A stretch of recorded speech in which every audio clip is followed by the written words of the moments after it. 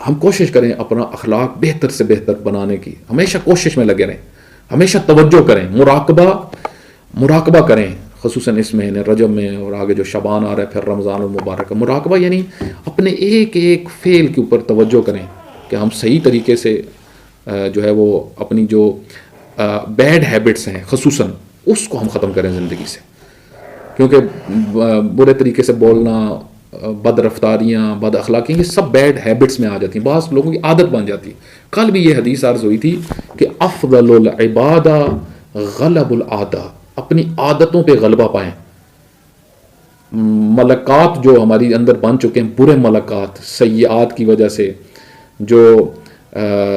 نقائص ہیں، عیوب ہیں جو ہماری ذات کا حصہ بن چکے ہیں، ان کو ہم اپنے وجود سے ختم کریں۔ اس کے لیے ہمیں اللہ کی بارگاہ میں ایک تو گڑ گڑانا ہے، اللہ کی بارگاہ میں جھکنا ہے، اس کی